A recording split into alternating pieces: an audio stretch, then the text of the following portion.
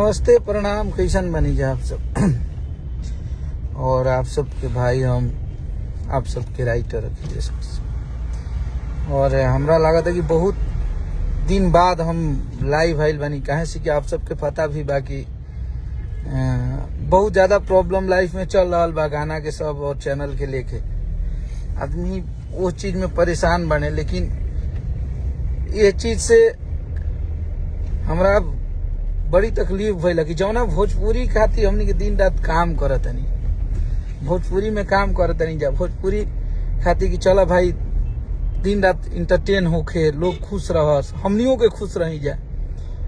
अब देखी आज से साल डेढ़ साल पहले एगो घटना भइल रहे, एक जना के उठा के लाइव में हमनी के मरले रहल इंसान, कहे से कि भैया के बेटी पर गाना गौले रहा। फिर वो गाना गौला हानु जौन की रहे वाला हमनी के बक्सर जिला के हमें, और ओकरा के मारला के बाद ऐसा माहौल बन गई रहे कि लागे कि गलत भी कह के उनका के गलती भी कैल रहा, अगर उनका के मार देनी जाता ऐसा लागल रहे हमनी के राजपूत समाज के और बक्सर जिला का, मतलब वो चीज के रोगा सब तो भुलाई नहीं है, वो खब जा ऐसा लागल रहे कि हमनी के वो राजपूत समाज के मार देले बनी जा। लाइव में सारा लोग लाइव आ गई जौन की अपना पर ले लेलन कि राजपूत के लड़का मराइल बा, लाइव में ना मारे के चाहिए। आज उहे लोग जे कहत रहे केहू से हमनी के नहीं थे, डायरेक्ट उहे सबसे बात बा कि आज उहे लोग अब बतावा कि आज फिर उ गाना गौले बा और आज हमनी के का करे के चाहिए। आज रौरा सब बताई जा, हमनी के पब्लिक से और वो समाज के लोग से इंसाफ मांगत नहीं जा, वो समाज के लोग से। बाकी तो जे हमनी के बाद जे हमनी के प्रेम करेला वो तो अलग बा, ठीक बा भाई। हमनी के आदमी कहता है कि हैसन गाना आवत अच्छा भी करत तबो बाउर होता। आई जौन समाज वो घड़ी हमनी के विरोध कैलस, जौन समाज के लागल कि हमरा समाज के लड़का के लाइव में मरले वालो। हमार बक्सर जिला में, हमनी के बक्सर जिला के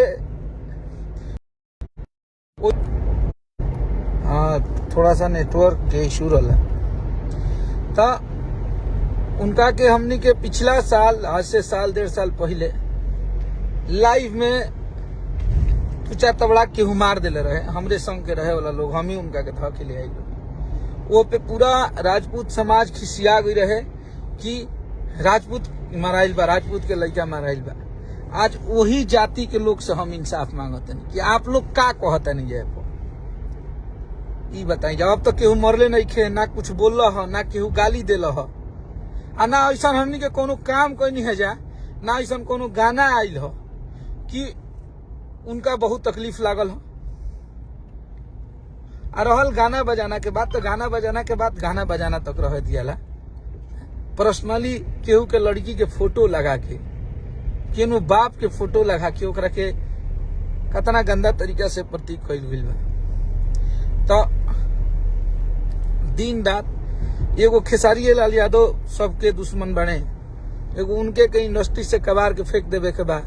हमनी के वो घड़ी याद पड़ता कि बक्सर जिला के जे होई उ जानत होई, हमनी के बक्सर जिला के एगो सामाजिक व्यक्ति और जेकरा के हद से ज्यादा हमनी के इज्जत भी करी ला जा।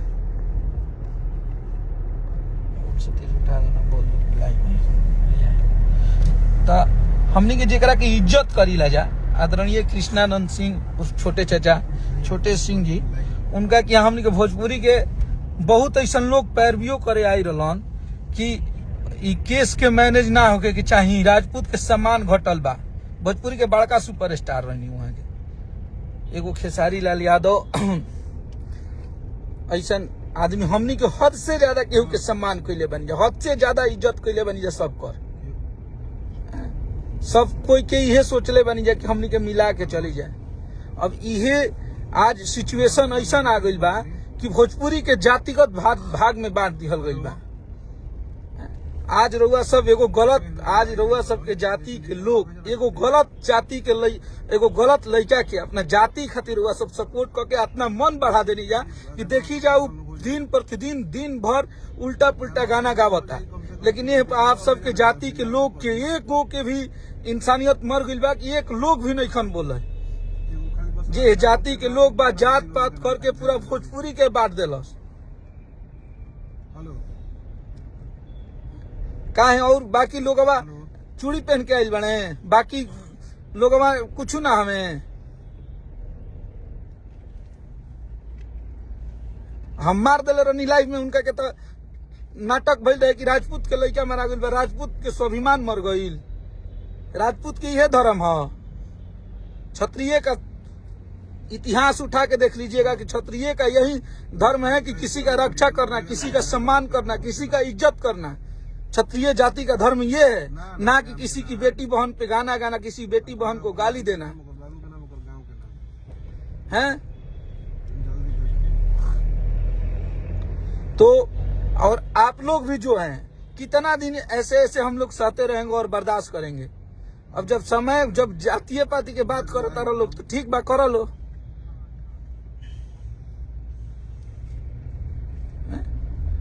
मान लीजिए हमारे साथ रहने वाले, हमारे साथ मुझे लगता है कि 4-5 लोग राजपूत जाति के ही लोग रहते हैं। दिन रात एक साथ खाना खाते हैं, एक साथ सोते हैं हम लोग के अंदर अगर ये जातिवाद रहता है तो ये सारे लोग हमारे साथ नहीं रहते। ये बबुआन है बक्सर जिला की, इसको भी बोल रहे हैं तो लोग की मारे हैं, इधर भी बबुआन है।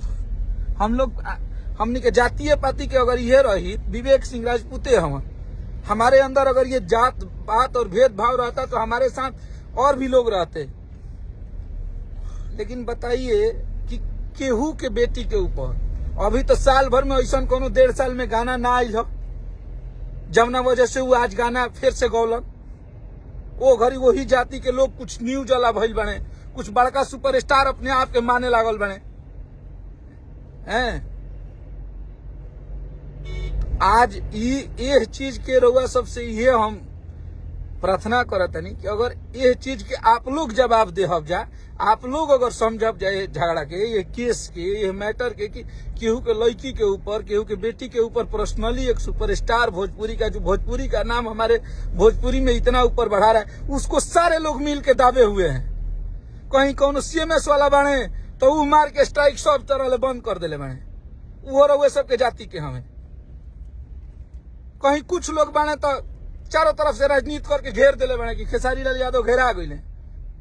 अरे जिसके साथ पब्लिक है, जिसके साथ इतने लोग हैं, आज हम लोगों को घेर दिए। आप मान रहे हैं कि हमारा गाना नहीं आ रहा है, बहुत आप लोग का गाना बज रहा है, आप बहुत झंडा गाड़ दिए, लेकिन आतना दिनों से भोजपुरी के लोग के नहीं क्या बुझाया है। आदमी परेशान है, चुपचाप अपने काम में लगा हुआ है। इतना हमारे साथ गलतियां किया गया है, हमारे चैनल के सारे गाने को बंद कर दिए गए, जिसमें 100 मिलियन 150 मिलियन के गाने थे। एक शब्द मैंने बोला क्या लाइव आके? मैंने कुछ नहीं बोला, मैं चुपचाप। ठीक है भाई, आपका वो कर्तव्य, आपका हद से ज्यादा सम्मान किए हैं हम लोग, आज तक करते आए। लेकिन आप एक ऐसे CMS वाले हो के, आप एक ऐसे जाति के हो के आप दूसरे जाति के लोगों को नीचा दिखा रहे हैं, नीचे गिरा रहे हैं, परेशान करके रखे हुए हैं। एक और मतलब ऑप्शन ही है ना बा कि या तो भोजपुरी छोड़ दिया जावा, ना तो आत्महत्या कर ले लोग। और आज हमारे खेसारी भैया को जितने चाहने वाले लोग हैं, अब आप लोगों को भी अपने चीजों को और अपने सुपरस्टार की प्रतिष्ठा के लिए आप लोगों को आगे आना होगा। नहीं तो आप लोग ऐसे अगर चलता रहा हम लोगों के साथ तो आप लोग बहुत जल्द खेसारी लाल यादव को खो देंगे, बहुत जल्द अखिलेश कश्यप को खो देंगे, और बहुत जल्द पूरा टीम खेसारी को ये लोग तोड़ के फेंक देंगे। अगर इन लोगों का राजनीति ऐसा चलता रहा तो आप लोगों से एकदम निवेदन बा, आप सबसे प्रार्थना बा कि अब आप सबके भी खड़ा होके के पड़ी और जवाब देवे के पड़ी। तब लोग के पता चली कि हम अकेले नहीं है, जिसके बदौलत आज हम लोग वैसे गरीब घर से, वैसे गांव से आके भोजपुरी में नाम किए, तो आप लोग के बदौलत किए। और आप लोग के भाई को, आप लोग को बेटे को इतना टॉर्चर किया जा रहा है 3 महीने से, 2.5 महीने से, कि हमारे पास मरने के बाद सिवा और कोई ऑप्शन नहीं है।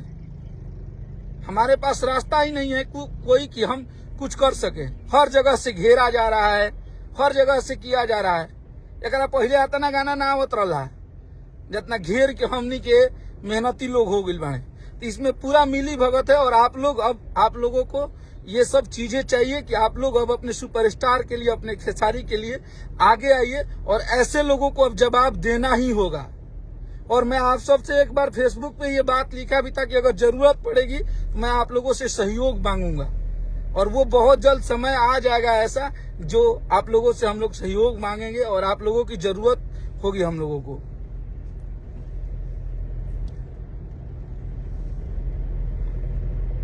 तो आप लोग प्लीज, आप लोग को भी समय है कि आप लोग भी अपने सुपरस्टार के साथ अपने खेसारी लाल यादव का सहयोग कीजिए।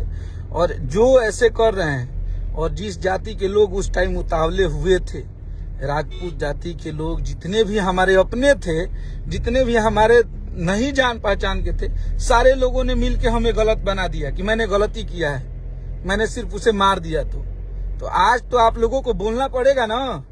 आज तो हम लोगों ने कुछ नहीं किया, आज तो आप ही लोग से सवाल कर रहे हैं। तो आप आज आप लोग बताइए कि क्या किया जाए उसके साथ। मैंने शुरू से सम्मान किया है। हमने, हमारे बक्सर जिला के छोटे चाचा हैं, उनके कहने पे मैंने सॉरी भी बोला कि मेरे से गलती हो गई थी भाई, जाने दीजिए, कोई बात नहीं। आज उनके कहने के बाद वो हमारे एक बक्सर जिला के प्रतिष्ठित और वैसे राजनीतिक इंसान है जिनका हर वो युवा, हर वो नागरिक हमारे बक्सर जिला में उनका इज्जत करता है।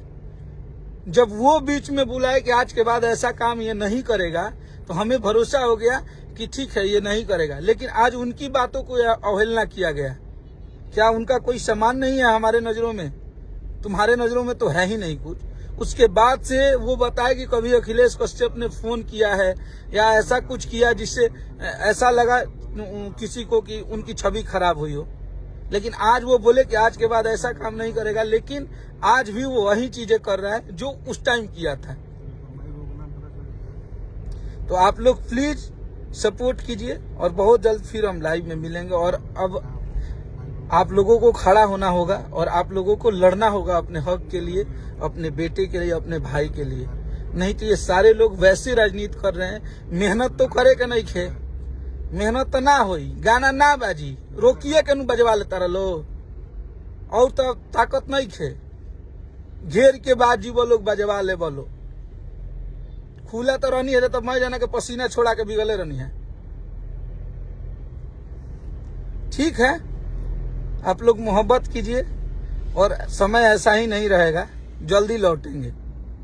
फिर वो घड़ी देखो हम